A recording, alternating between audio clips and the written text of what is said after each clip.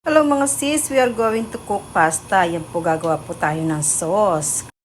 Itong boiled tomato. Yan po mga sis, after that po, cover lang po natin ng plastic para mag-moist. Easily to peel. So pipil lang po natin yan ng ganyan mga sis. Yan.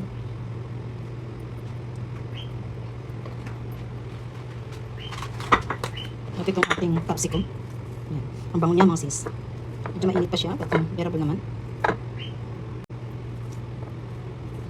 Mainit. Ayan po.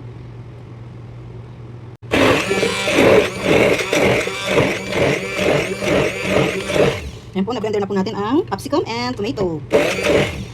Ito toast lang po natin ang onion and garlic at saka blend natin. So basically, everything is blend mga sis.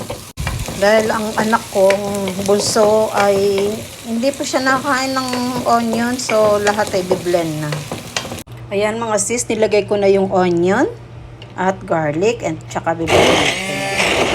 Tikman natin ang sauce. Masarap siya.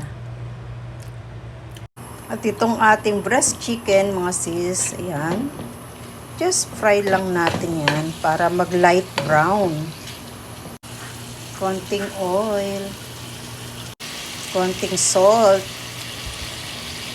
Black pepper. Lagyan na natin ng 2 spoon of flour para medyo may thickness siya later. At syempre, luluto din natin ang ating flour. Lagay na natin ang ating macaroni. Ang ating sauce. Nilagyan ko po ng water ang ating sauce. Ayan, palalambutin natin ang ating macaroni. Half cup of tomato sauce.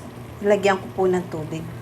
Ayan po, kumukulo na. Ngayon, takpan natin at low flame lang po. Lagyan na natin ng mozzarella cheese. Lagyan natin ng 1 spoon of honey or 1 spoon of sugar.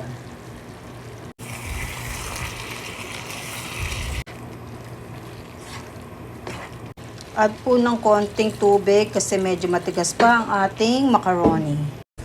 Ayan po mga sis, ang ating no-bake macaroni. Ang tagal ko sabihin. Tinitingnan ko kasi itong, sige na babe, can get na. Tinitingnan ko kasi itong pan. Ayan. Siyempre. Thank you for watching po.